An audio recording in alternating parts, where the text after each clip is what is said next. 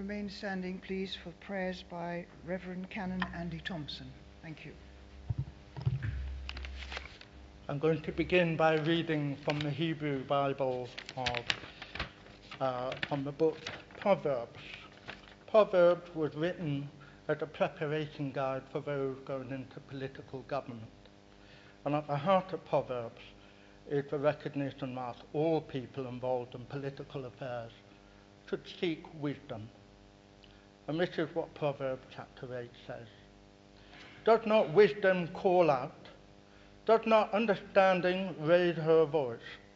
At the highest point along the way where the paths meet, she takes her stand. Beside the gate leading into the city at the entrance, she cries aloud, "To you, O people, I call out. I raise my voice to all mankind. You who are simple, gain wisdom. You who are foolish, set your hearts on it. Listen, for I have trustworthy things to say. I open my lips to speak what is right.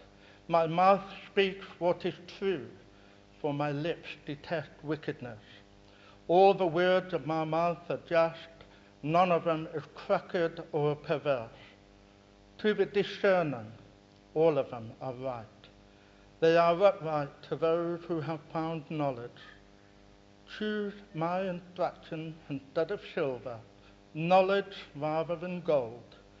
For wisdom is more precious than rubies, and nothing you desire can compare with her." Let's pray. Heavenly Father, in governance, we lift our council leaders before your throne, seeking your divine wisdom and discernment to illuminate their path. As they navigate the complexities of decision-making that impact the lives of the local community, grant them clarity of thought and vision. May your guiding hand lead them toward decisions rooted in integrity, compassion, and the common good. Amid the cacophony of voices and competing interests, may they attune their ears to your still, small voice of wisdom, finding solace and direction in your unfailing counsel. In the name of the Father, the Son, and the Holy Spirit. Amen.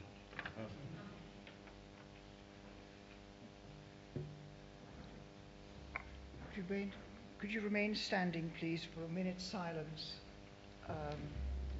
please?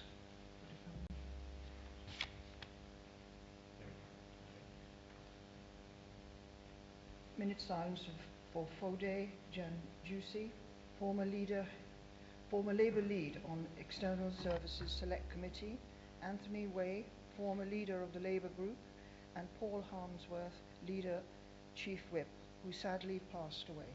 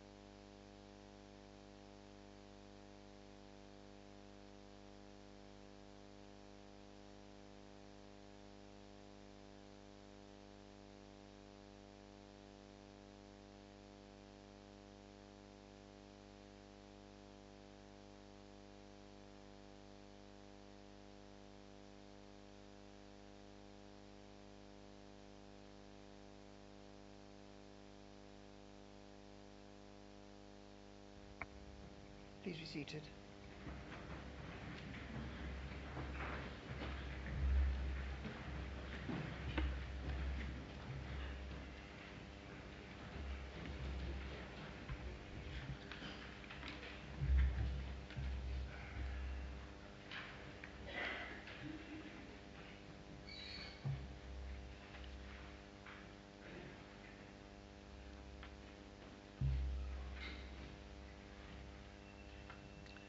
Item 1, apologies for absence. Thank you, Madam Mayor. Good evening, ladies and gentlemen, councillors. I have apologies from councillors Bennett, Rita Chamdal, Garg, Gill, Lachmana and Lewis. Thank you. Item 2, minutes. To receive the minutes of the meeting of the Council held on the 22nd of February and 9th of May 2024. All agreed? Thank you. Are there any declarations? Item 3, sorry. Are there any declarations of interest? Thank you. Item 4, Mayor's announcements.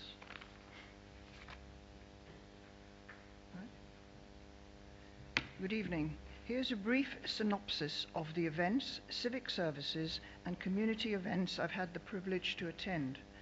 I hit the ground running with visits to various care homes, celebrating a resident's 100th birthday to open day celebrations. I attended a civic service and 60th anniversary at the Ark Synagogue, which was a wonderful occasion. Thank you to Councillor Riley for your help with security. The Mayor's Parlour is ever popular with schools, volunteers and other organisations, and there are more parlour visits planned. I have attended many school fetes, local festivals, AGMs, Expo 24 and relicensing and coalition of local vicars, and I've met with many volunteer groups, too many to mention. I have a few highlights I'd like to share with you. I was invited to open a pond at St Andrew's School. The PTA had recreated a pond so that children and teachers could learn from nature. When I approached the school gates, all you could see and hear were children screaming and waving. When I reached the children fully robed, the screaming reached crescendo. One child asked if that was the Queen. We've never had a Queen Colleen, but there is always a first. The pond was surrounded with pebbles decorated by the children. The pond and its surroundings reflected tranquility at its best. Nature has its way of showing us the beauty of every moment. What a wonderful afternoon. My love of music and arts was pandered to with various theatre visits, SIN nominee singers, Hillingdon Philharmonic Orchestra, and a celebration of music at Cadogan Hall, where young musicians of our community showcased their remarkable talents. The young musicians were not only playing notes, they were weaving stories, expressing emotions, and creating memories that will last a lifetime. It was a magical evening.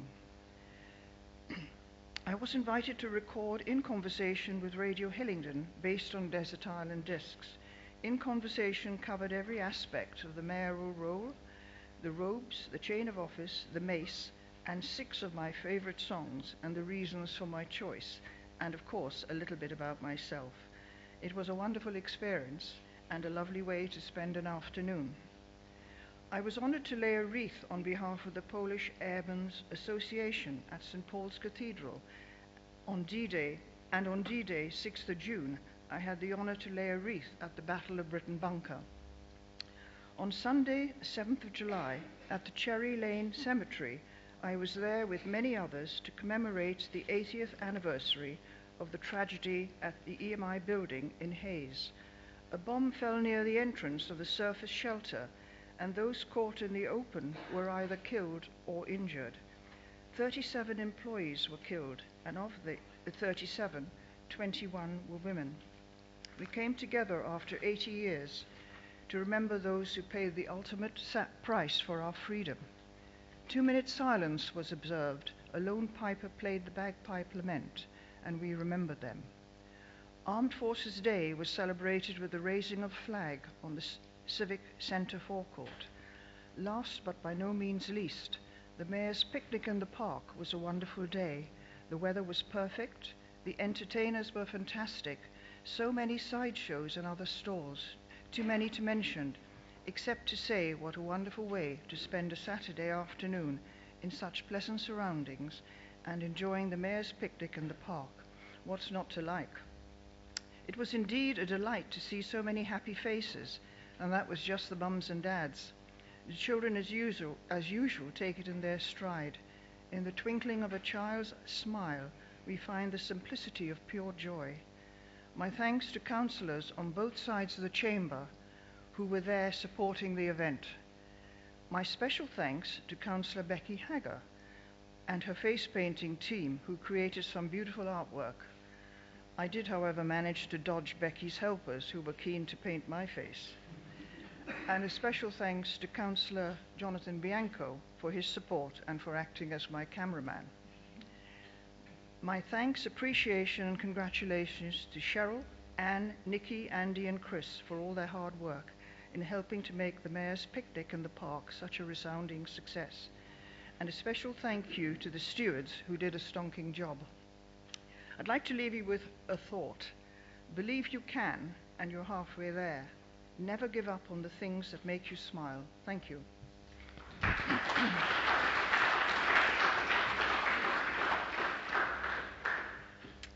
Item 5, questions from the public. Question from Mark Morgan.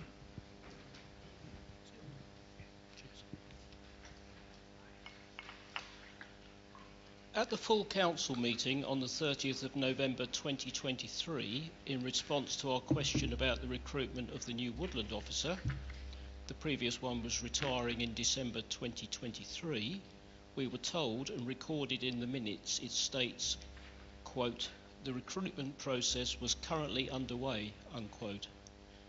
As of the 27th of June 2024, no replacement has been appointed, so please would the Cabinet Member advise when we can expect a new woodland officer to be in post and whether this will be a full-time position. Councillor Avery. Thank you, Madam Mayor, and thank you to Mark Morgan for the question. The work of the Community Woodland Officer is currently being covered by other members of Green Spaces and has been since he retired at the end of December 2023. At the time he retired, he was only working part-time hours anyway, and the service has been satisfactorily covering the work. The post is currently subject to review, and I'm therefore not in a position to confirm whether there will be an exact replacement or whether other members of the team will continue to carry out this necessary work. Thank you. A question from Anand Punja, please. Thank you. I'm also with the Rice Woods Trust. To Councillor Lavery as well. According to the National Nature Reserve Management Standards set by Natural England, there is a statutory duty to have a management plan that must be kept up to date and reviewed every 5 years for the woods. The current plan for the Rice Woods expired 3 years ago, and therefore the Council is not complying with their statutory duty. So please, would the Cabinet Member disclose the plans to update the plan, consult and publish it, and within what timescales we expect these to be completed, please? Councillor Lavery. Thank you, Madam Mayor, and thank you to Anand Punja for your question. The Rice Woods Complex has a management plan which was written and adopted in 1982, which was a 100-year vision for the management of this site. This vision has continued to be applied to the site. The 5-year review is a substantial piece of work, and being due in 2021 was delayed by the COVID period. As I'm sure people will remember, we as an authority took as a priority to keep our green spaces open, unlike many others who decided to shut them and curtail activities, which meant that this piece of work was pushed back. The piece of work is in final stages of drafting and therefore should be available for publication shortly. Question from Robert. Thank you. Could the Council please explain how it monitors the health and safety of unlicensed HMOs and how the planning process ensures that our basic infrastructure is not affected by the change of use of houses, particularly in our area? Councillor Avery. Thank you, Madam Mayor, and thank you for your question. As with most local authorities, we have no accurate estimate of unlicensed HMOs in the borough. Council depends on community intelligence to inform us when they suspect that property is operating as an unlicensed HMO. Identifying and accessing these premises can prove difficult, particularly as it is frequently the case that tenants are unwilling to talk to the council. To take enforcement action, the Council does need to have evidence that the property is a licensable HMO. Once an unlicensed HMO is confirmed and identified through investigation, enforcement action is instigated. For clarity, a licence is required if the following criteria are met. The property is rented to 5 or more people who form more than one household. Some or all of the tenants share toilet, bathroom or kitchen facilities, and at least one tenant pays rent. The licensing regime is primarily concerned with the internal standards of the property. In terms of the planning system, an HMO can be split into separate bedsits or shared accommodation. It is important to note the property does not need to be converted or adapted in any way to be classified as an HMO, providing property owners a degree of flexibility. There are 2 different types depending on size. A small HMO exists for between 3 and 6 unrelated people, and in most of the council's area this is permitted development and does not require planning permission. The exemption is an area in and around Brunel University, which was drawn based on former council wards. Larger HMOs, i.e. properties occupied by 6 or more unrelated individuals, do require planning permission and are assessed against policy DMH5, houses in multiple occupation and student occupation. This requires proposals for large HMOs to demonstrate good accessibility to local amenities and transport, and they're called accessible home standards, and ensuring there's no adverse impact on amenities. For the area around Brunel where the permitted development rights have been removed, there are some additional tests to ensure that the number of HMOs remains within limit. The Council will take enforcement action where this can be evidenced, and I therefore would encourage residents, if they do have evidence of this, to report this to the Council. Thank you. Thank you. Question by Nikki Carava, please.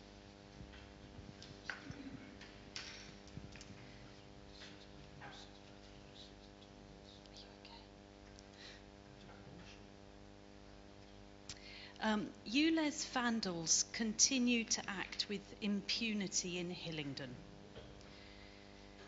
They destroy traffic and pedestrian lights and gleefully post footage online. Their actions, as we all know, are shocking and degrading to the borough. The results endanger pedestrians. At 3 sites in Hillingdon, these have included children, school children, near Viners High School, Whitehall Primary and Park Academy. I have video footage of school children struggling to cross busy roads where the pedestrian lights have been destroyed. It is time to work together to stop the vandalism. Yes, this one here. Would the Council please consider the formation of a cross-party coalition of councillors of the Cabinet, the MP and the police? This could be a group or a subcommittee, but importantly, it would be regardless of one's position on the ULEZ scheme itself. We should send the message loud and clear to stop and help the police bring the perpetrators to justice. It is to support the rule of law in our peaceful borough. Please join together to stop the vandalism. Councillor Lavery? Oh, I thought it was Bianco. Lavery. Sorry, beg your pardon. I thought he said Thank you, Madam Mayor, and thank you, Ms Crowther, for your question. Hillingdon Council shares your concerns about the damage that has been caused to vital highway equipment by people opposed to the ULEZ charge. Whilst it is public knowledge that we were opposed to the introduction of this charge, we do not condone the actions of those who commit criminal damage to ULEZ equipment without any consideration for the safety risks and disruption that results from their actions. However, let me be clear. All traffic signals across not only Hillingdon but across the whole of London are entirely owned, operated and maintained by Transport for London, on behalf of the Mayor of London. As a result, Hillingdon owns none of them. Therefore, whenever we are made aware of these incidents, we must work with Transport for London and our police colleagues, sharing information, including images from our public space CCTV system, to support any police investigation into these crimes and to mitigate the impacts. As you may know, the Council operates an extensive public space CCTV network, which is monitored on a 24-hour, 7 days a week basis.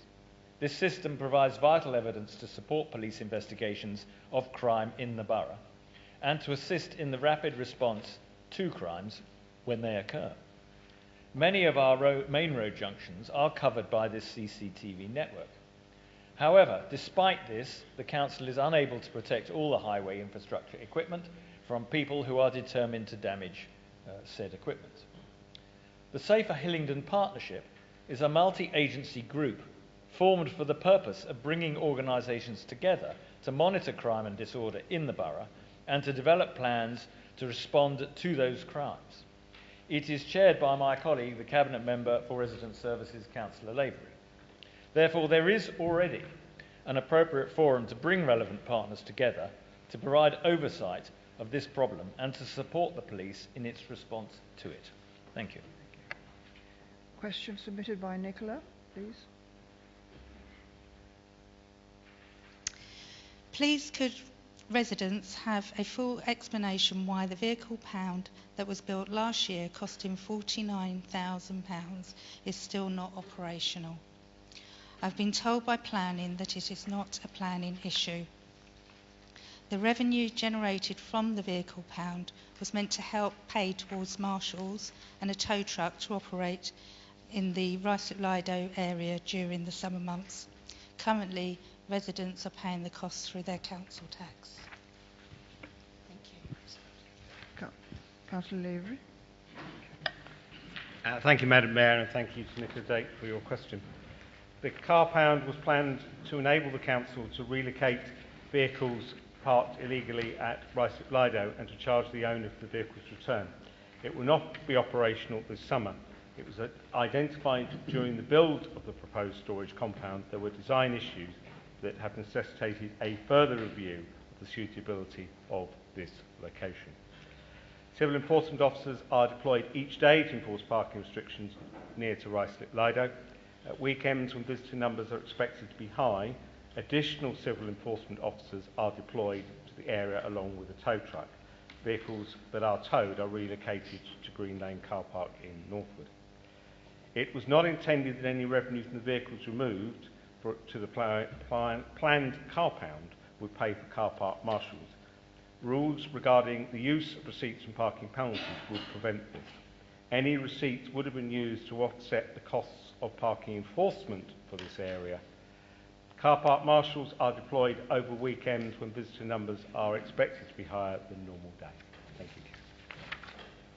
Item 6, report from the Head of Democratic Services. Yeah. Councillor Edwards. Good evening, Madam Mayor. Please allow me to go slightly off the agenda for a second, because it would be churlish of me not to recognise the general election result and the success of the Labour Party in forming our new government, and also to recognise and congratulate Danny Beals on his election as a Member of Parliament for Uxbridge and South Ruislip. And whilst I'm congratulating people, I'd also like to congratulate, hopefully on behalf of everybody here, the England team for reaching the final, and hope we will all be there cheering them on Sunday evening. I do wish to extend my commiserations to Councillor Tutwell, who was a victim of widespread rejection of the Conservative Party by the electorate, and there was no reflection on him or his commitment to and achievements for the residents of Uxbridge and South Ruislip. The experience of the count of the evening has led me to ask the Head of Democratic Services to review the processes and procedures of our count, and he will be bringing a report to Council in September on this matter. Now returning to the agenda items, item 6, the Head of Democratic Services, is in 6 parts. The first part is to note the 15 urgent decisions that have been taken by Cabinet or Cabinet members since the end of January this year. Where possible, I have taken urgent agenda items at Cabinet to improve transparency, but occasions remain when decisions have to be made more speedily than the calendar of meetings allows. I ask that this be noted, the 15 urgent items. Part 2, Section 2, seeks Council agreement to the appointment of the Chair of our Health and Social Care Select Committee to the Joint Health Overview and Scrutiny Committee, led by Hertfordshire, and who is examining the proposal for future cancer care in the sub-region. I hope the Council will agree that appointment. Item 3 seeks Council approval to amend Chapter 4 of the licensing decisions of Council Constitution consequent to changes in the law relating to pavement licences. The change in the law intends to bring about a quick, cheaper and easier process for the issuing of said licences. The proposal is to delegate authority to grant licences to the Corporate Director of Place. Item 4 is to agree amendment to the terms of reference of the Corporate Resources and Infrastructure Select Committee to incorporate responsibility for oversight of complaints to the Council. This will ensure our compliance with new directions issued by the Local Government and Social Care Ombudsman and the Housing Ombudsman and revised Complaints Handling Code. Item 5 seeks Council agreement to the revised Local Development Scheme, which is a project plan for the production of the new local plan and other planning documents. Item 6 seeks Council agreement to propose changes to the contract and procurement standing orders, the Cabinet scheme of delegations, and the responsibility and delegations to officers. It is imperative that to the greatest extent possible, the expertise within our procurement team is freed from the administration of our more than 2,000 contracts to concentrate on strategic commissioning and to focus on our larger contracts in order to reduce supplier cost to the Council. These changes are necessary to secure that outcome. Specifically, they incorporate technical changes required by law and the recommendations of the Select Committee review into procurement. They modernise processes, making best use of IT solutions. They reduce bureaucracy and they clarify obligations and responsibilities. Appendix A describes the changes, and the amended Chapter 18 rules on procurement is included, showing in red the changes and deletions. I wish to correct an error in Appendix A, paragraph SO4, minimum tendering requirements. The last line of the first bullet point, 4.1a, should read 3, not 5. Thank you. Madam Mayor, I move those 6 recommendations. Is that seconded by Councillor Bianchi? And I second those 6 recommendations and reserve my right to speak last should it be necessary. Are there any other speakers? Is that agreed? Yeah. Okay, fine. Item 7, members' questions. First question, Councillor Bridges, please. Thank you, Madam Mayor.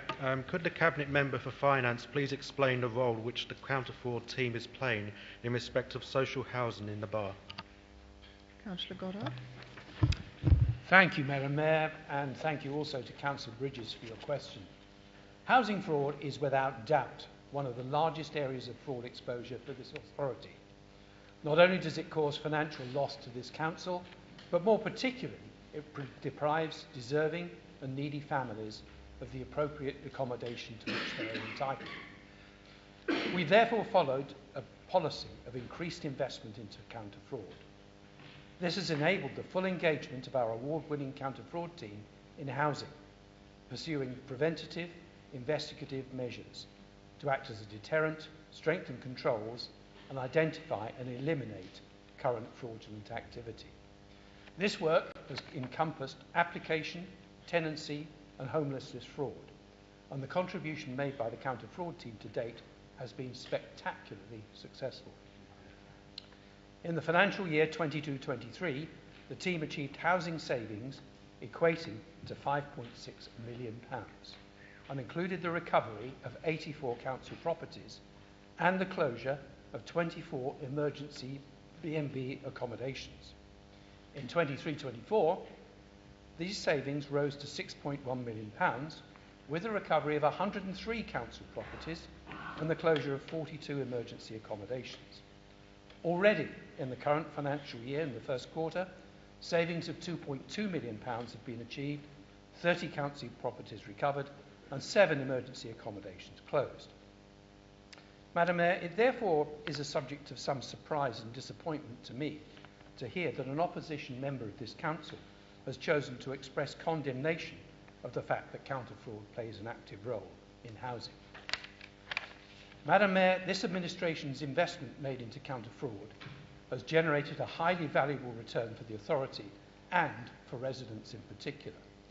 I'm currently evaluating options to increase that investment further, and I'm sure that all members of this chamber will want to join with me in applauding the outstanding achievements of the counter-fraud team in housing. Thank you, Madam Mayor. Councillor Bridges, have you got a supplementary question? No, thank you, Madam Mayor. Thank you. Question submitted by Councillor Sweeting. Thank you. Thank you, Madam Mayor. My question is to Councillor Bianco, Deputy Leader of the Council. The West Drayton Station approach is still closed to buses due to the road surface collapsing over the sunken sewer. And although local councillors and residents have been lobbying both the council and Network Rail Infrastructure Limited for years for this repair to be undertaken. On the 18th of January this year, it was reported to this chamber that the work had a potential completion date of July 2024. However, this date has now slipped, and I have been advised by way of a member's inquiry that we now have an aspiration for the repair from Network Rail set at December 2024, with the word hope used to describe this completion date. Given past assurances by Network Rail over this issue, which have been repeatedly broken, what is the Council doing to turn hope into reality, seeing it is now some 25 months from the 11th of June 2022 since buses have been able to drop off and pick up residents and travellers alike from trains from the line named after our late Queen? Councillor Bianco. Thank you, Madam Mayor, and thank you, Councillor Sweeting. Your question, of course, is on a topic where I know we share the frustration felt jointly by all of us as members and that of many of our residents. As you know, and as you've commented, we've been pressing Network Rail, who own Station Approach, let's be clear about that, for a proper, acceptable resolution to this matter for many months, and have received over that period promises and timetables that have not been adhered to. You will know that more recently, following my letter to the Chief Executive of Network Rail, a high-level meeting was held on site at the end of April, with Network Rail senior directors who were summoned to hear first-hand the frustration from the Council, its residents and the wider travelling public, and to secure from the company a firm and realistic programme to undertake their works. To add impetus and gravitas to the site discussion, the meeting was attended by the leader, the local MP and the Transport Minister, and it actually took place on the part of the station forecourt that the Council's contractors had already completed, using funding from the Elizabeth Line project. The contrast between what had been achieved, and by whom, and what had yet to be delivered was starkly obvious to all present. Following this meeting, we have received further assurances by Network Rail that they will start on site in August with repairs to the sewer, followed in October, following the repairs to the sewer, by works to the surface water drainage, and in November with the resurfacing of the roadway. Their aim is to complete all of this work by the end of November, at which point they assure us that the site will be clear and safe to allow the readmission of buses into Station Approach during early December. You may rest assured that officers and members will keep this programme under close supervision to ensure that it is delivered as promised. and if it isn't, we will be on their case immediately. Thank you. Councillor Sweeting, have you got a supplementary question? Yes, I have. Thank you very much for those assurances. However, as this problem dates way back to January 2020, and seeing this council did not take up my recommendation last year to submit a formal complaint to the independent regulator, the Office of Rail and Road, over the failure of Network Rail to comply with its obligations under the West Drayton Station lease as specified in the National Station Access Conditions, Condition D.4. Will the Council now make a formal complaint to Andrew Haynes, Network Rail CEO, the Office of Rail and Road, and the new Rail Minister, Lord Hendy, in order to ensure that this new promised timescale does not slip as all of the others have slipped over the 4.5 long years, as this issue has been going on for far too long and has caused our residents considerable hardship? Thank you. Councillor Bianco. Madam Mayor and Councillor Sweeting, whilst I share your great concern and desire to see this project through, that isn't an assurance I can give you at this time. However, I do believe we have finally, with the meeting that was held at senior level, got the message across that this needs to be addressed. We will be watching very closely to see that it starts, and if it fails to start, we will take action. Thank you. Councillor Dennis, would you like to ask your question, please? Could the Cabinet Member for Finance please provide an update of the position of external audits on the Council's published financial statements for the financial years ending the 31st of March 2023 and the 31st of March 2024? Councillor Goddard. Thank you, Madam Mayor, and thank you to Councillor Dennis for your question. As I'm sure all members will be aware, it's mandatory for the year-end financial statements of local authorities to be subject to a full scope and independent audit. However, the accounting profession, excuse me, and here I'm referring to the 7 or 8 largest audit firms in England and Wales, are in a state of turmoil at a national level with their workload of public sector audits. According to the latest published statistics of the local authorities in England and Wales, 69% of them have yet to receive an audit opinion for their 22-23 accounts, notwithstanding the fact that the deadline for achieving this was the 30th of September 2023. Furthermore, 40% of them have yet to receive an opinion for 21-22, 17% haven't had an opinion for 2021, 6% nothing for 2019-20, and 2%, amazingly, not having received something for 2018-19. The audit firms justify this position by citing the increasing complexity in local authority financial statements. My own opinion, which is shared by many, is that the comparatively modest financial returns made by the firms in the public sector auditing process have brought about a serious under-resourcing in their teams, notwithstanding the fact that substantial fee increases have already been sustained by the vast majority of councils. Discussions between the audit firms, national government, and the various regulatory bodies have arrived at what I can only describe excuse me, as a proposed crude fix, which entails abandoning all hitherto uncompleted audits for the 22-23 financial year and concentrating effort on completing the following 23-24 year in comparatively good time. However, it must be recognised that these deliberations were not finalised prior to the general election, and so there's some uncertainty as to whether these proposals will be finalised in their current form. Were they to be finalised, this would inevitably lead to what would effectively amount to disclaimed audit opinions for 22-23 and will, in all probability, impose limitations on the forms of opinion which councils can expect to receive for 23-24. Unlike many authorities, Hillingdon has received full, clean audit opinions on all financial statements up to and including 21-22. Our draft financial statements for 22-23 have been published, and we have been and continue to be in a state of complete readiness to undergo an audit. However, this has not happened, and we cannot have any realistic expectation that it will take place.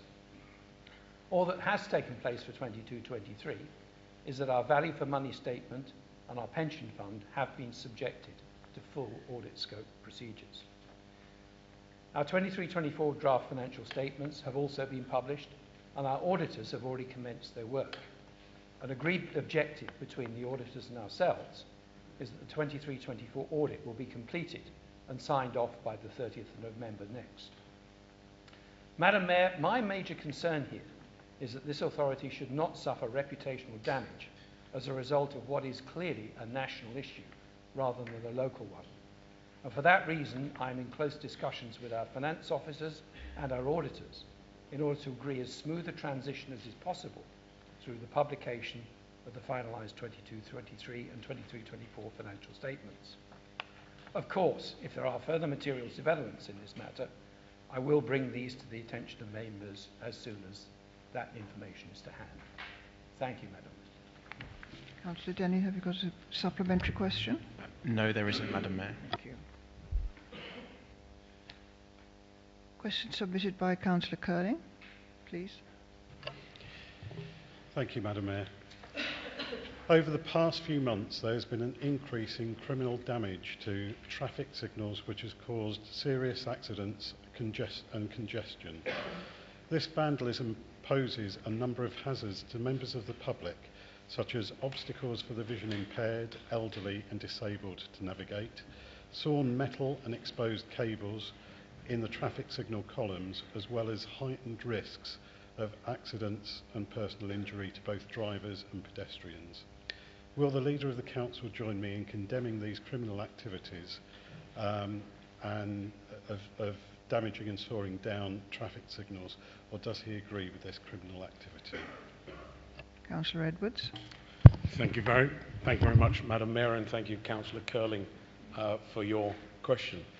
Of course, it would not surprise you that having given 31 years of my life to uphold the law, that I would in any way condone criminal activity, whether that is chucking statues into docks, whether it is daubing orange paint onto works of art or buildings of heritage value, whether it is gluing yourself to the highways, causing obstruction, or destroying ULEZ cameras and traffic lights. I have not only no reservation and hesitation in condemning that activity, I would also call forward on everybody that can give any information that would result in the identification of those perpetrators to do so.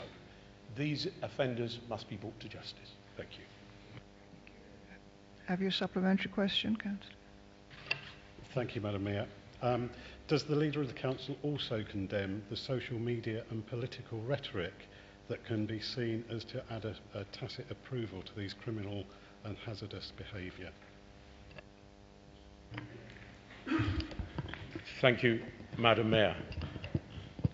In my answer to this question, I do not wish to diminish the public concern that is being expressed by the question this evening from a resident. It is the Council's property that is also damaged. It is our cameras that enforce the safety outside our schools, and there is, of course, the resultant risk to public life. But the implication of the supplementary question is that this extensive damage is being caused by a social media site, and that is not the case. The extent of the damage being caused across London, I cannot ascertain. Transport for London will not disclose to us the amount of damage being occurred in our borough, which thwarts our ability to work in partnership to identify the offenders and bring them to justice.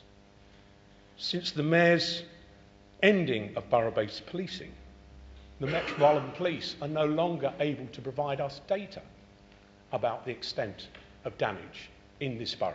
The question was asked over a week ago. We have still had no reply, and we are actually told that the police are having difficulty in identifying that number themselves, as these are not specifically identifiable or flagged in a way that aids their identification. The only information I can get is that 6 months ago, the Metropolitan Police Service reported that that about 1,000 cameras had been damaged or stolen in the previous 6 months. That number has probably comfortably doubled by now. But for me, the extent of the social disorder around this matter is the astounding number of unpaid fixed penalty notices. And back in April, that stood at 810,000 unpaid fixed penalty notices. In my experience, extensive and sustained civic disobedience is driven by a wide and burning sense of social injustice. And my mind turns to the poll tax for that matter. ULEZ is unjust. It is a regressive tax. It doesn't apply to me. It probably doesn't apply to many in this chamber. We are fortunate enough to be able to have new cars, or newish cars. It doesn't apply to new gas guzzlers, the millionaire's Rolls Royce, their Range Rover, their supercars. It applies to households and businesses on low and modest incomes. It is that are reliant on well-maintained, or were reliant on well-maintained, though probably low mileage in the household terms, and frequently used cars and vans to go about their business. This £12.50 charge is a tax on those low-income households and pensioners of modest means, and a tax and undermines their savings and wealth. It is also a tax on small businesses, sole traders, and tradespersons in particular. It has forced thousands of households to spend their savings, to go further into debt, to cancel holidays, change life plans, spending plans, to replace what they understood to be perfectly serviceable and reliable car that they could use elsewhere in this country, but not in their own neighbourhood. The injustice was compounded by the implementation of the Mayor. It was unreasonably fast, less than 10 months' notice given, whereas the initial implementation, right at the beginning, some years ago, 3 years' notice was provided. There was significant misrepresentation of the facts, to the extent that the Advertising Standards Agency were critical of the Mayor. There was perceived bias in the consultation, and all this happened during the peak of the cost of living crisis. The impact of the implementation or extension of ULEZ to Outer London has been, up until March, some months back, £115 million have been taken from the pockets of Londoners. And up until February, more than £250,000 of fixed penalty notice charges have been paid by Hillingdon residents. Yes, there is criminal behaviour that needs to be condemned, to be challenged, and offenders brought to justice. But the cause of the social sense of this social injustice does not lie with a social media platform. It lies with the Mayor of London, who brought in this. But I also add that it lies with the politicians that knew in their hearts that ULEZ was wrong, but didn't have the courage to stand up against the Mayor of London. Thank you, Madam Mayor.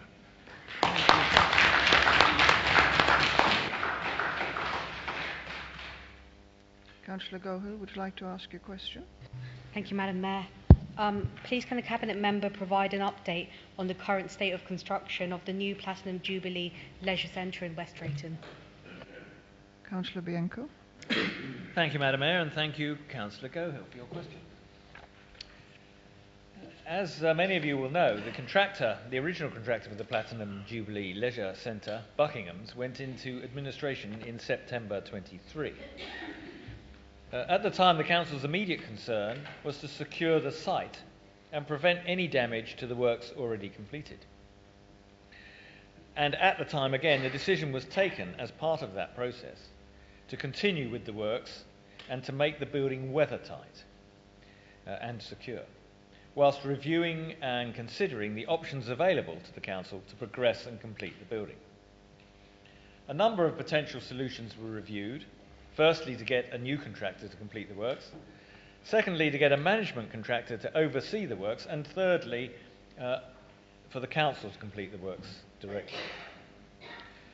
These and other factors were considered, along with the cost, risk, delivery and completion date, and with the interest also considered was the interest of the construction market in completing works started by others, which is always an unpopular choice for contractors.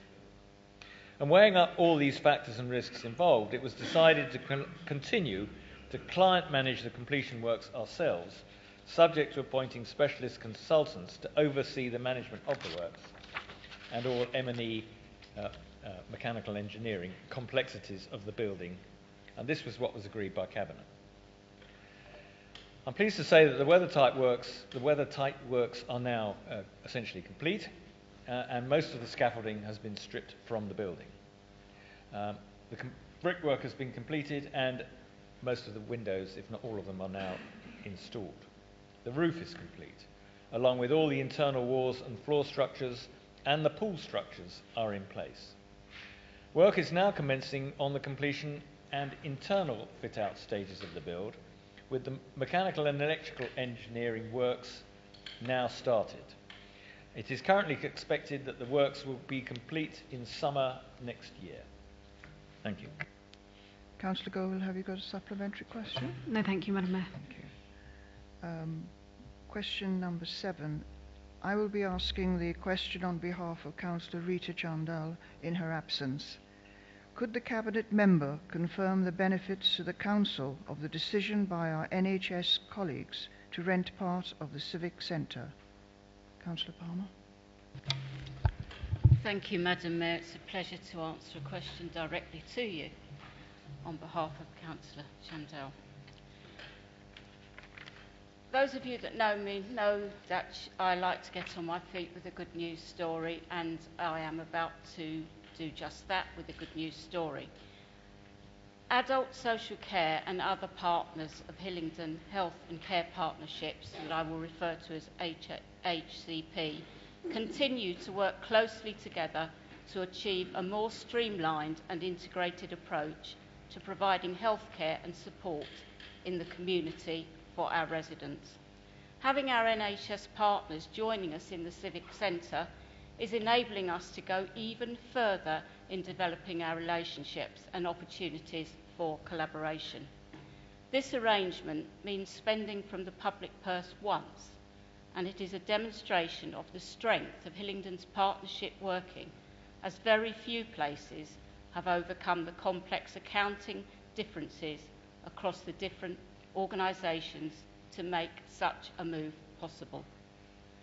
The combined priorities of Hillingdon's health and wellbeing strategy and those of HHCP mean that the move of those NHS teams to the Civic Centre will provide a single base of operations for all of those with responsibility for delivering the services that our most vulnerable residents require the most.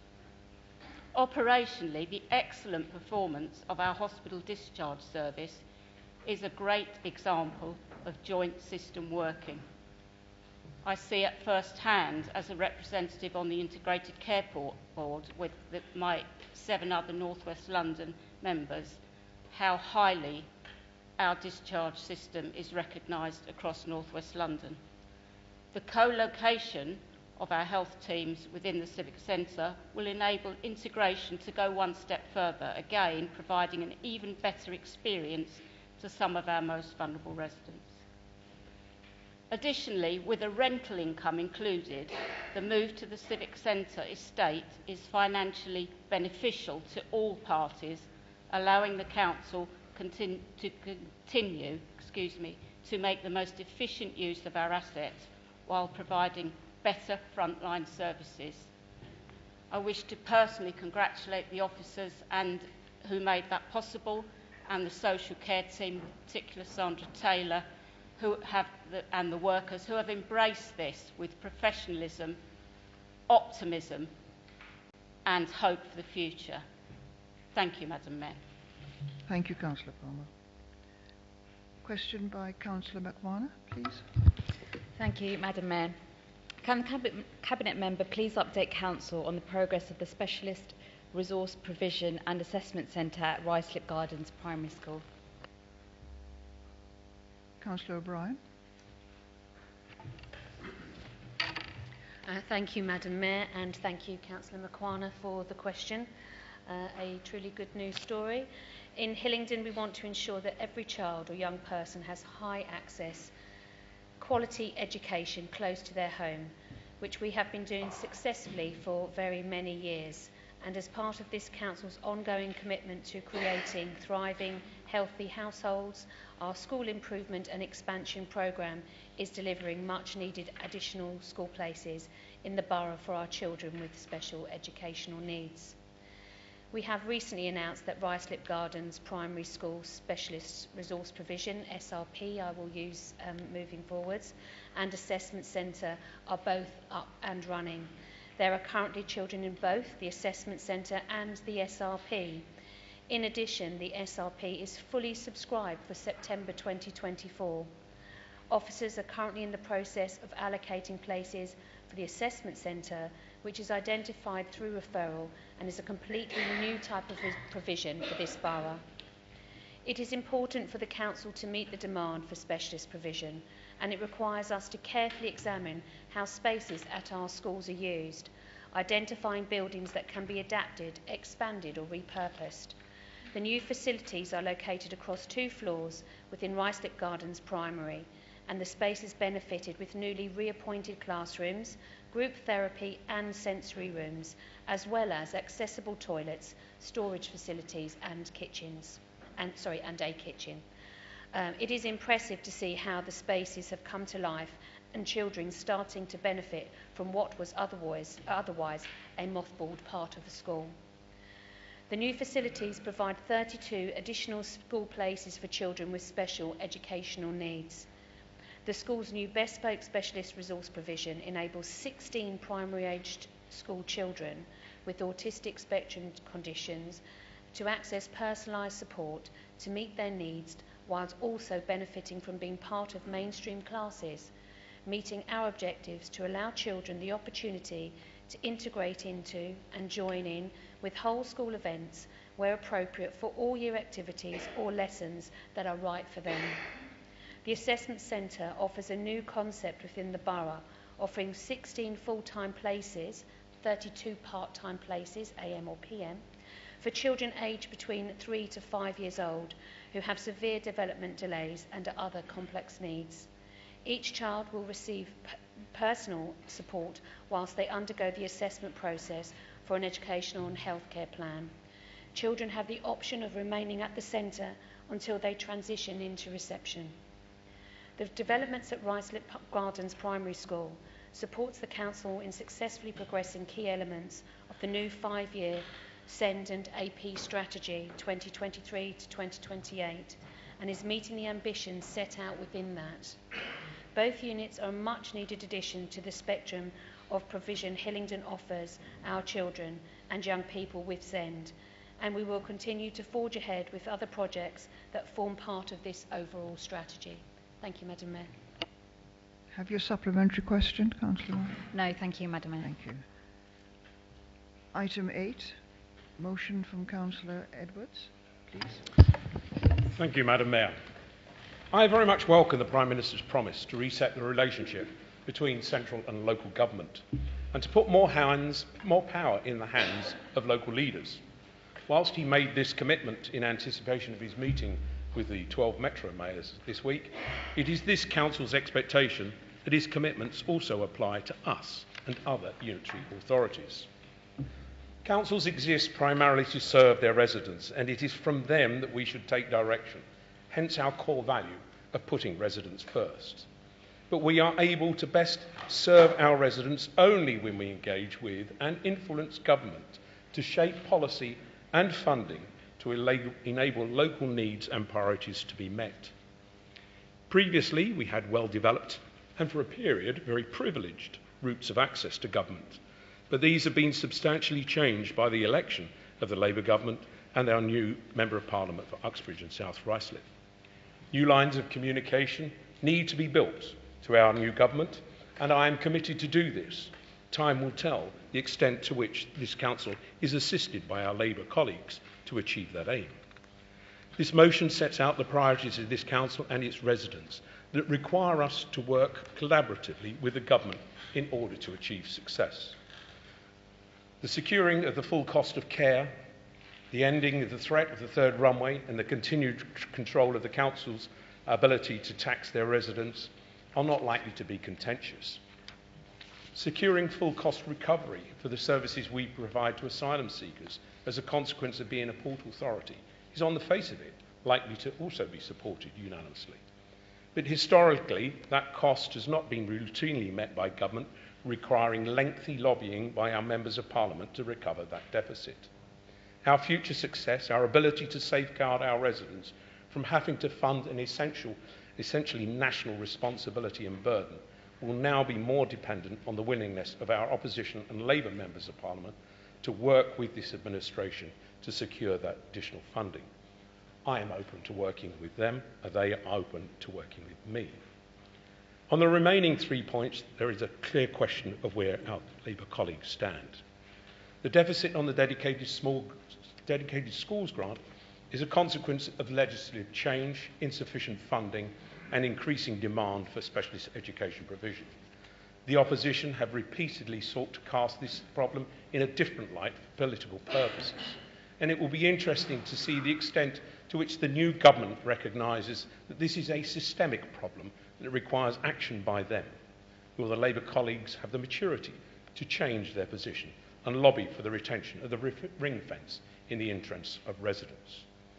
The expansion of ULEZ caused the opposition and the new Member of Parliament for Uxbridge and South Ruislip to flip-flop between support and opposition.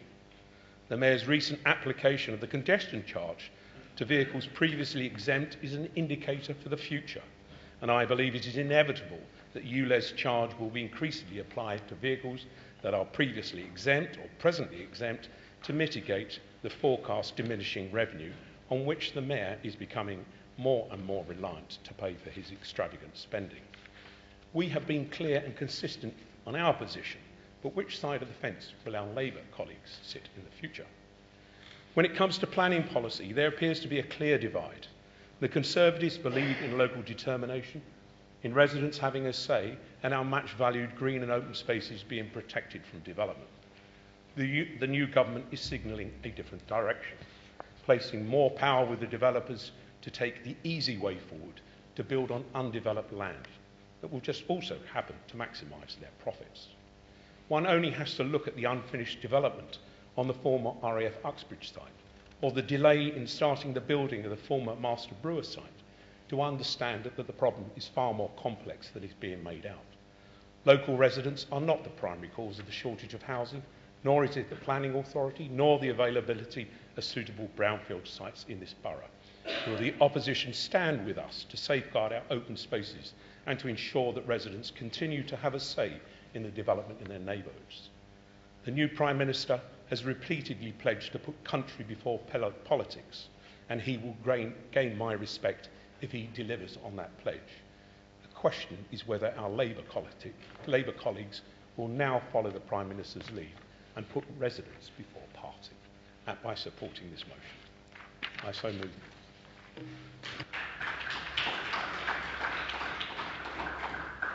Is that seconded by Councillor Baker? Madam Mayor, I second and reserve my right to speak last. Are there any? Councillor Dennis? Thank you, Madam Mayor. The new Health Secretary described Hillingdon Hospital as a monstrosity and compared the hospital buildings to a dad's army site. I'm not sure what that is, but probably not good. But he also made a firm commitment on behalf of the Labour Party, and in his words, that a modern state-of-the-art hospital would be delivered within the first term of Labour government. It is up to all of us in here, and some of us who are not in this room, to make sure that commitment is fully upheld. If you walk around Hillingdon Hospital, you notice two things. Firstly, you're right, I wouldn't describe it as monstrosity, but it's definitely not fit for purpose and makes it hard to provide high quality healthcare. But the second thing you notice is that redevelopment is underway. You see rooms and areas that have been shut, doorways that have that luminous tape over. Now that luminous tape is a tribute to hospital staff who worked really hard to put Hillingdon Hospital at the front of the queue of hospitals that are going to get rebuilt. It's also a tribute to the council, which has accelerated the planning system to give all the planning permission that's needed to make sure that the spade can go into the ground as soon as possible. It's also a tribute to Hillingdon Healthcare Partnership for working together to make sure we deliver plans for a hospital that works with a modern healthcare strategy. But it's also, as well, a tribute to Councillor Tuckwell. For when he was an MP, he spent a lot of time behind the scenes working hard to get Hillingdon Hospital rebuilt. This involved visiting the hospital redevelopment team often, site visits, asking ministers questions all the time in Parliament, getting them to visit, getting them to promise that they would keep to the promise of rebuilding Hillingdon Hospital, and ensuring meetings happened with key stakeholders so we could make our case, show people that we're at the front of the queue, we're ready to go. Without Councillor Tuckwell, we would not be where we are now. So, I'm going to use this opportunity now to congratulate the new MP for Uxbridge and South Ruislip and make a big request from him. Can he work just as hard and with us to make sure that final step is taken so that a new Hillingdon Hospital is delivered, one that our residents deserve? Yeah. Councillor Back. Thank you, Madam Mayor. I provide unwavering support for the Leader's motion. These 7 commitments are not impossible without the support of the national government. Our local residents will no doubt watch eagerly to see if the government manifests their pledges of giving councils a multi-year funding supplement and providing capacity and support, whatever one may think that to be, of course, but being responsibly met into real fiscal policy. Asylum seekers are not currently eligible for local authority housing and must be supported by the national government under the Housing Act number 6. That must remain. Dispersal grant funding to local authorities is not ring-fenced and can currently be used by authorities for other related purposes, intended to mitigate the impact on local services and provide wraparound support for asylum seekers. That must also remain. Full funding will ensure we do not compromise on resourcing local matters. It is reality that an ageing population with increasingly complex needs has increased demand for antisocial care. It's reality that there are substantial funding gaps. The Hampshire and Leeds councils face a £65.9 million shortfall. The reliance on regressive council tax to fund these services has exacerbated inequalities, particularly in water-deprived areas. And that's why government funding is crucial to allow every resident to live with dignity and respect. Council, I am terrified of the Labour house building blitz. We must retain local power to override planning policies that disrupt our cherished green spaces. Green spaces are the lungs of our borough and preserve the character of our neighbourhoods, a duty we owe to future generations. Surely there are better creative solutions to housing requirements, such as improving workforce mobility and transport or modern co-living spaces, because aggressive building on our green belt is just the easy way out.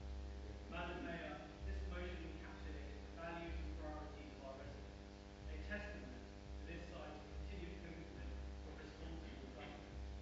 I urge this chamber to support this motion for not just preserving our existing council, but proper funding will build an even better future for Hillingdon.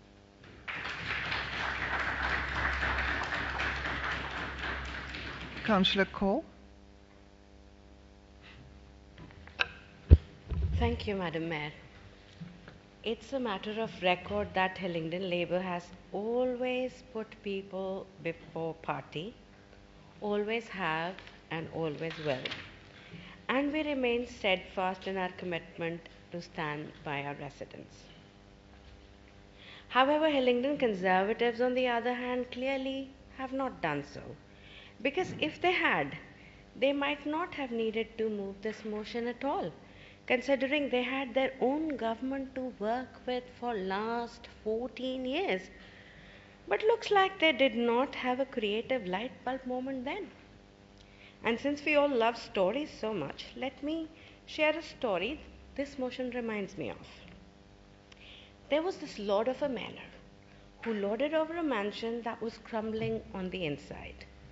Over the years, as his riches ran out, the number of people working for him dwindled too, significantly affecting the mansion's upkeep.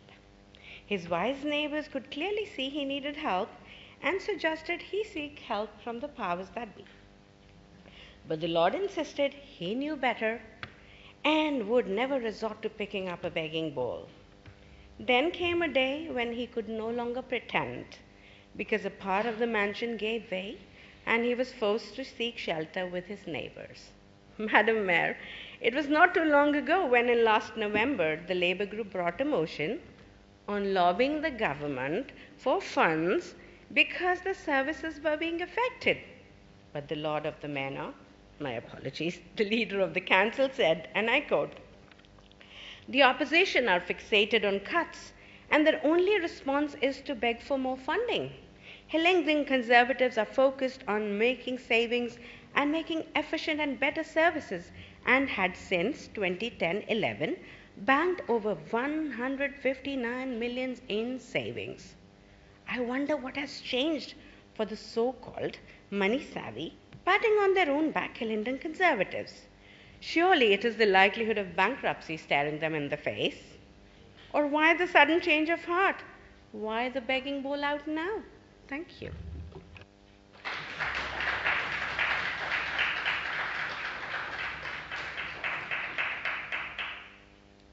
Councillor Gardner.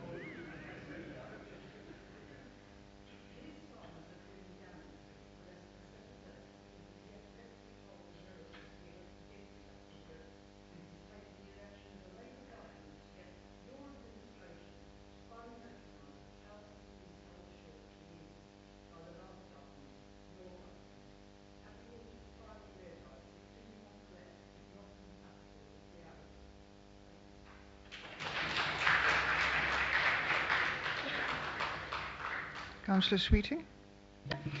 Thank you, Madam Mayor. I speak to try to bring some clarity to this motion. For 14 long years, our country has had a Conservative government, and for some of those years, the Conservative Prime Minister has been our local MP. Surely this unique position must have allowed our considerable influence with the then Prime Minister to deliver on at least some of the 7 points listed within this motion. So let's see how we did. Point 1, did we achieve full funding to support asylum seekers in consequence to us being a port of entry? No. Point 2, did the government grant funding cover our social care costs? No. Point 3, did we receive assurances that our 26 million cent deficit would continue to be ring-fenced? No. Point 4, did the Conservative government change laws so it could have vetoed ULEZ? No. Did we protect our own green belt by not building on it or on our metropolitan open land? No, we built on both. Point 6, did we stop the government from pursuing the third runway at Heathrow? No. Point 7, did the Conservative government fund local government adequately so our council tax did not increase? No. So the motion before us is asking the new Labour government to deliver on these 7 points when our Conservative administration failed to persuade its own government to do so over 14 long years. Words fail me, Madam Mayor. So let me get this straight. This Conservative administration is asking Labour to fund and approve its 7-point plan when its own government either wouldn't or couldn't. Unfortunately, our country now has been left with a financial cupboard completely bare, emptied by sheer financial incompetence by the now dearly departed Conservative government. So it's an Oliver Twist motion, begging bowl out, asking Labour to deliver on this council's 7-point plan when its own government said no. I always knew deep down that this Conservative administration would look to Labour when its own party failed to deliver, and by this motion I've been proved right. Thank you.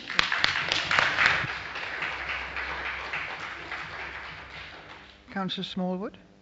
Well, thank you, Madam Mayor, and what an interesting speech to follow. But can I start by congratulating Councillor Batt on an excellent maiden speech. Thank you for calling me. This is a wide-ranging motion which reaffirms our Hillingdon position on working positively and constructively with government, whoever that may be. And my remarks will focus on the removal of the threat of a third runway at Heathrow and its expansion. On this side, we've never shied away from taking tough decisions and have always stood up to government on this issue, whatever the political stripes. So we always do what residents are right. So what are the facts on expansion? Heathrow is already the biggest single source of carbon emissions in the UK, and expansion will add an extra 8 to 9 megatons of CO2. The carbon abatement cost of Heathrow is now doubled to 200 billion, and it's unclear the cost to the taxpayer of the road and rail infrastructure, which estimates between 5 and 10 billion, of only which 1 million Heathrow have committed to, and the expansion would see over 260,000 flights each year, almost 700 a day. None of this fits with this council's climate action plan. Last week, when writing for the Evening Standard, Rachel Reeves said that Labour will review all national policy statements within its first year in office. I think the simplest thing to do is for the government to withdraw the outdated airports national policy statement and begin a fresh approach on aviation policy, one that takes into account our environmental commitments and ends the blight for so many of our residents in the south of the borough. I am regularly saddened to hear residents close to the airport facing issues around planning, selling their homes, getting mortgages, and frankly, the years of stress of uncertainty brings. And we also know that Heathrow are likely to seek additional flights based on their current two-runway airport. That is totally unacceptable. More noise and pollution for our residents cannot be permitted, and I hope for the sake of our residents that this government doesn't allow that to proceed. The cross-party alliance in Hillingdon has always been something I've been incredibly proud of. But in recent years, I'm a little bit concerned that's under threat. It's insanely frustrating to have a member of this council who actively boasts on their members of Register's interest to be a back Heathrow activist. And I really hope that all 3 of their MPs will not sit on the fence. Take the easy way out, because we know what the national parties have said on this, future proposals for Heathrow Airport expansion against certain tests. Well, the only test that matters is the one the residents of this borough have delivered time and time again when they have said no. And what has held this coalition together is a firm line, not based on the rosettes that we wear, but what is right for Hillingdon, and the ability of others to tell their friends when they are wrong. So it's clear, Madam Mayor, that when the evidence is truly assessed, the solution can never be to expand Heathrow. Heathrow is big enough. It needs to be better, not bigger, and that is our message to this government and to those in the future. Thank you, Madam Mayor. Councillor Nelson.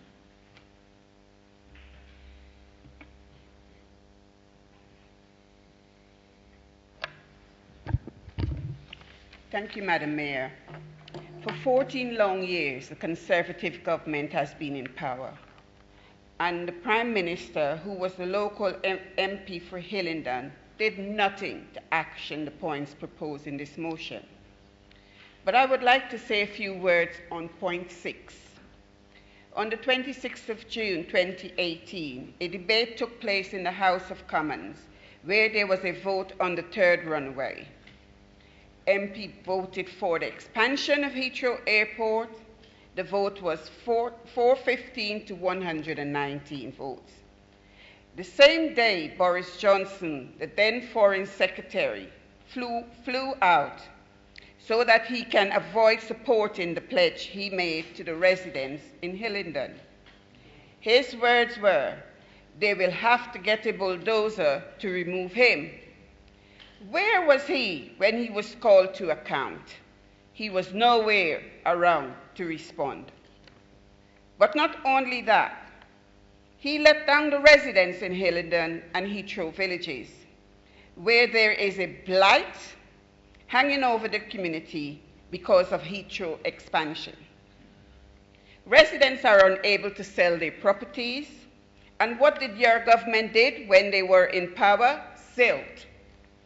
And now you are asking the new government to do what your party did not care to do for our community and residents when they were in government. In December of 2020, the Supreme Court, which is the uppermost court of appeal, overturned the court's appeal early decision to block the third runaway plan. It was therefore seemed unlikely that simple amending the national aviation policy would be sufficient to help our residents. More needs to be done. Instead, the priority should be to negotiate with Heathrow on their interim property hardship fund, which has blighted the village, prevent residents from successfully selling their property and being able to acquire a mortgage. This should be the priority. Thank you. Councillor Curling. Thank you, Madam Mayor. In case anyone missed it, the election campaign is over and Labour won a historic landslide victory. So this sort of electioneering motion has really had its day. What we have here is a list of things that the current Conservative administration failed to deliver using their position and influence with their own government, including a local MP who also happened to be the Prime Minister. So it's not only the national Conservative government that has a catalogue of failures over the last 14 years, but Hillingdon Conservatives do too. Let's face it, they even failed to get a fish and chip shop in Uxbridge town centre, and when one was proposed, they voted against it. Madam Mayor, you really could not make this up. This motion contains no action apart from an implied lobbying of the Labour government on issues the Conservative government failed to deliver, and from a leader of the council who once declared in this very chamber they don't lobby. Well, Madam Mayor, perhaps if they had lobbied their own government and used their influence with the former Prime Minister, some of these issues may have been dealt with. Had we brought this motion to full council a few months ago, the Conservative group would have rubbished it and either amended it to somehow blame the Mayor of London for the Conservative government's failings, or they would have voted it down. So, Madam Mayor, it will not surprise you that we will not be supporting this motion, although we do agree with the motherhood and apple pie of the list of wants. It's just a pity that after 14 long Conservative years, the Conservative Council has had so little success with any of them. I would, however, like to take the opportunity to use my speech to reaffirm Hillingdon Labour Group's opposition to any further outward expansion of Heathrow Airport and to work cross-party on the issue of planning blight that the residents in the villages have suffered with for far too long. We won't sit on the fence like Boris Johnson did. Thank you, Madam Mayor. Are there any other speakers? Councillor Bianco. Thank you, Madam Mayor. Well, I think following that, I should start by saying that I undoubtedly blame the Mayor of London. Whatever it is, I blame him. But as the leader said earlier, this motion is, in my opinion, largely non-political. It deals with the issues that affects all our residents. And as a number of people have spoken tonight about the hospital and the airport and so on and so forth, these are issues that affect all our residents. It is worth recording also, of course, that the hospital is going ahead because of the former member for Uxbridge in his tenure as Prime Minister, who came down here and promised us that the hospital will go ahead and has made it happen. So let's be clear about why the hospital is going ahead. It is encouraging to see that that is still the case. Residents, as I said, this is issues that affect all our residents, regardless of political persuasion, from the north of the borough to the south. We are keen to work with this government, this new government, as we did with the last government. The question is, are they keen to work with us, and only time will tell, and are the local Labour Party keen to join us in that quest? We have heard a parable from Councillor Core tonight, but what we really need isn't a parable, but action on behalf of our residents. Madam Mayor, the motion speaks for itself. Only time will tell who really represents and speaks for the residents of Hillingdon. I second this motion. Councillor Edwards.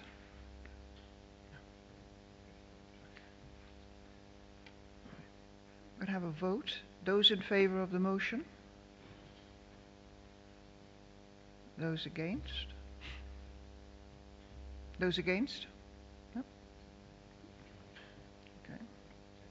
Carried. Okay.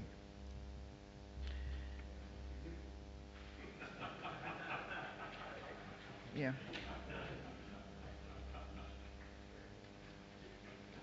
Motion 8.2 from Councillor Punja, please.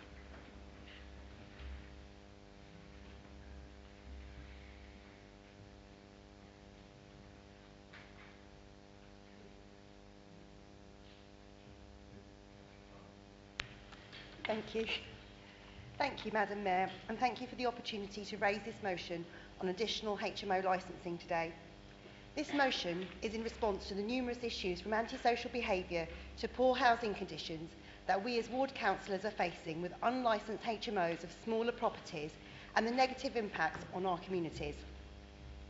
In Councillor Cawthorne's own words, when I, Councillor Cawthorne that is, was a Cabinet Member for Social Services, Health and Housing, a report to Cabinet in 2015 resolved to renew the existing additional licensing scheme for smaller HMOs for 5 years, covering the 13 wards south of the A40 highway, as that was where it was justified.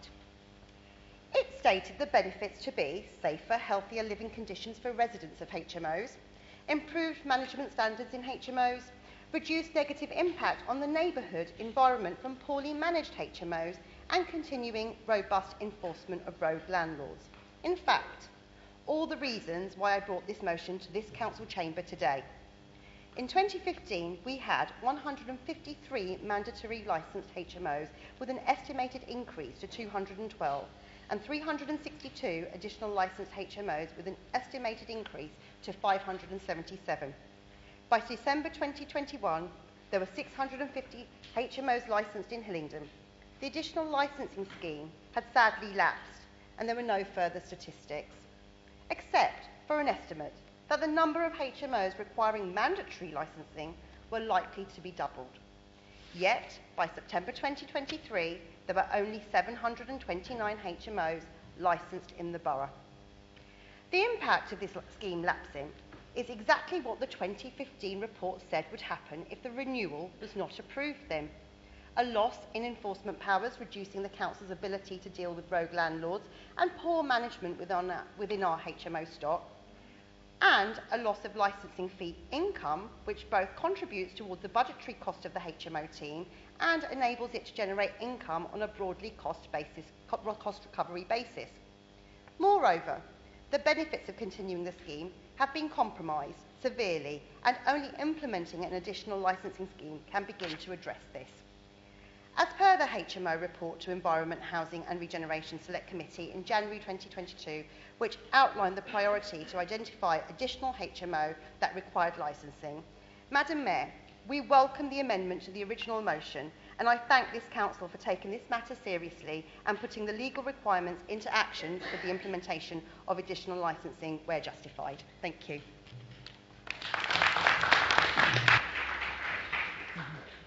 Is that seconded by Councillor Abbey? Yes, Madam Mayor, I second the motion. The motion before you today addresses the concerns of our residents arising from unlicensed HMOs, uninhabitable living conditions to exploitative landlords. Due to the inadequate enforcement, inspections and management, landlords are getting away with placing vulnerable residents in deplorable conditions. This motion aims to reinforce the basic standards for the HMO licensing in the London Borough of Hillingdon. Thank you, Madam Mayor.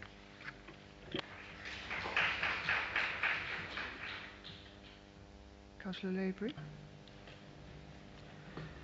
Thank you, Madam Mayor. I moved the amendment that is in my name on the order paper, and I think the member opposite has already indicated it is regarded as friendly, which was its intention. To move beyond the current mandatory licensing scheme requires evidence consultation and, depending on the size of the scheme, Secretary of State approval. And to quote the 2004 Housing Act, it requires an additional licensing scheme to be considered, but it must take into consideration that significant proportions of HMOs of that description in the area are being ineffectively managed and are causing one or more problems for either those occupying the HMOs or the public.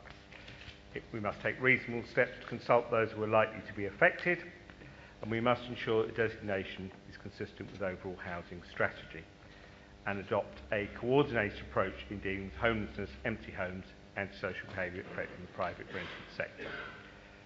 Licensing, of course, mainly impacts the internal state and safety of a property and not necessarily its impact on the neighbourhood. If a property meets the licensable standard, regardless of how many others there are on the road, it will get a licence.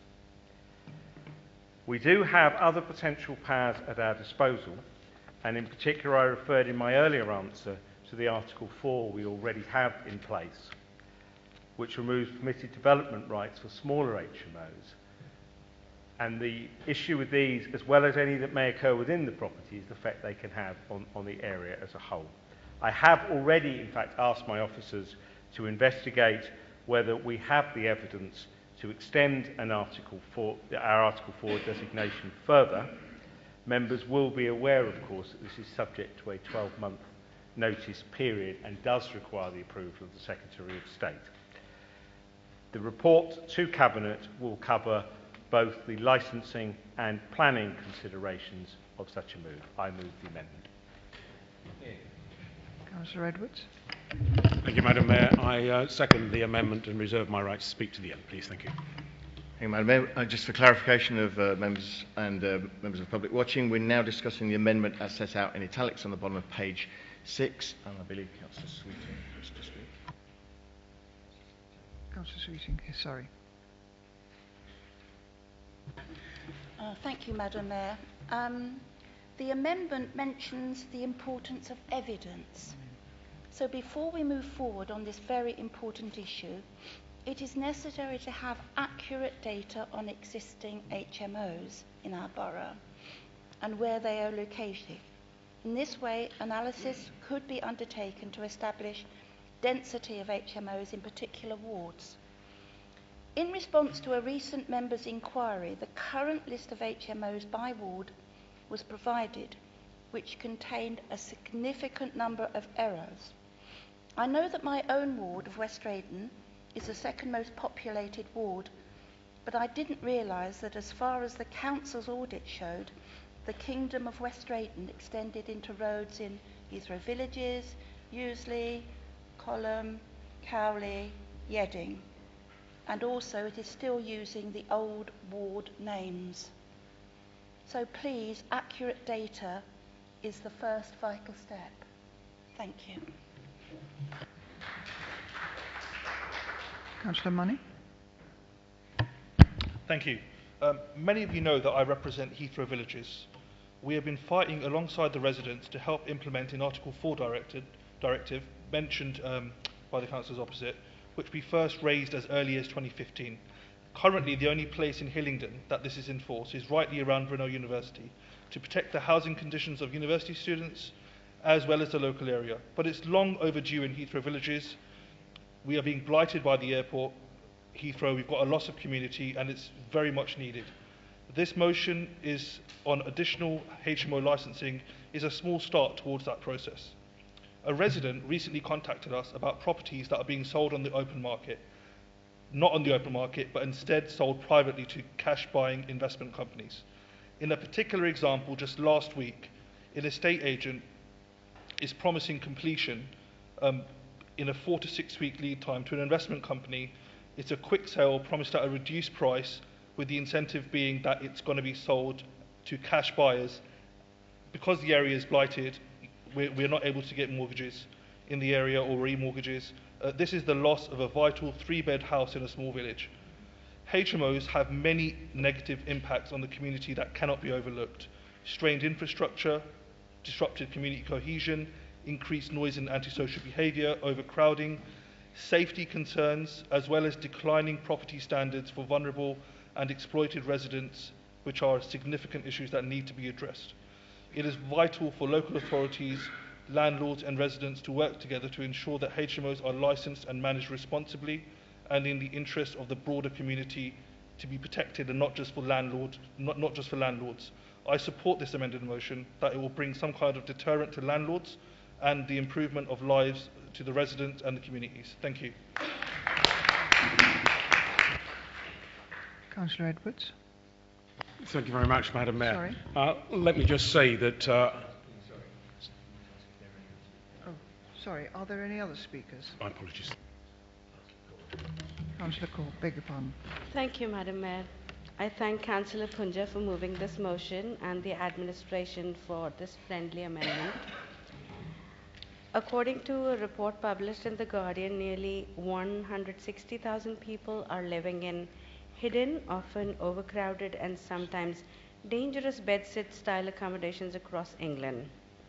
Intelligence compiled by Council suggests there are almost 32,000 unlicensed large houses in multiple occupation, and these are believed to be home to at least over 150,000 tenants who are often drawn by cheaper rents amid the cost of living crisis.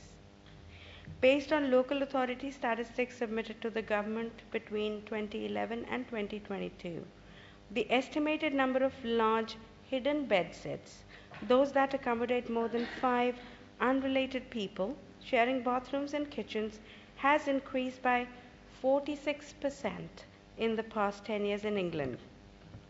There is no oversight of occupancy rates, fire safety measures or other living conditions in unlicensed share properties.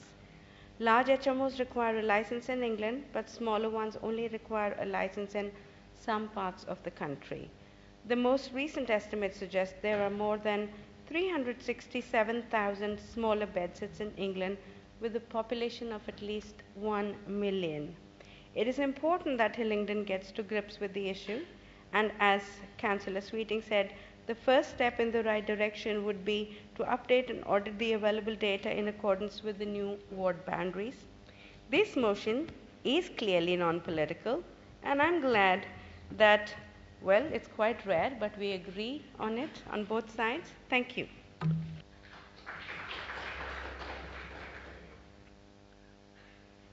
Are there any other speakers?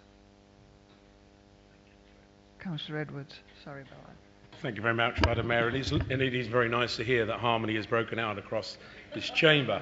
And it will show what we can do when we work positively together, because you will be able, colleagues from the opposition, to bring evidence to bear that will substantiate any additional extension of regulation that will be required.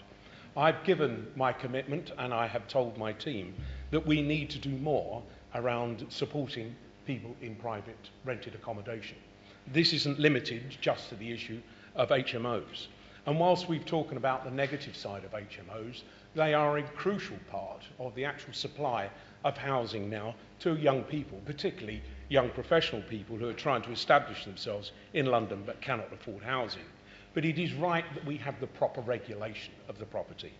It is a complex world. There is no simple answer to this, and it is something that we will look at in great detail. We wish to use the planning laws to the best of our ability because that will control density. We want to look at implementing the licensing, but I am mindful of the fact that with small HMOs, the cost of that licence will immediately be passed through to the tenant, and that is going to represent a cost to them.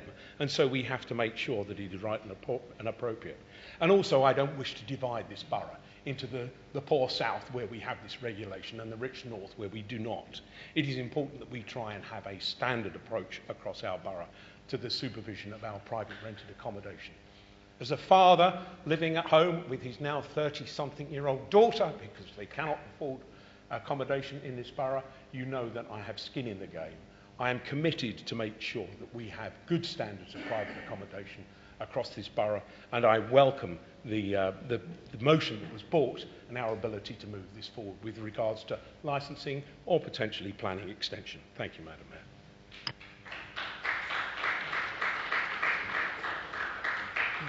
Councillor Punja. Thank you. Thank you across this chamber because for many of us, it's creeping northwards. We've got companies now buying properties rather than individuals buying properties. It's not just about being at south of the borough, it is going across the whole of the borough. My neighbours next door to me are now doing exactly the same thing. So I think this is an important issue. I know that this council, previous administrations had put in additional licensing. You can see the benefits of those additional licensing that was put in there. The problems haven't changed, they've just exacerbated with the cost of living crisis, and it would be, we have to acknowledge that and we have to actually address those issues. So I thank this chamber for agreeing to this motion. Councillor Lavery? No? Vote in favour of the motion. Sorry, the amendment, beg your pardon. Any against? Madam Mayor, that is carried. That becomes the substantive motion which is set out at the bottom of page 6 and the top of page 7 on the order of business, which just needs formal agreement. Is that agreed? Agreed. Right. Right. That's the end of the meeting. Our meeting is now closed.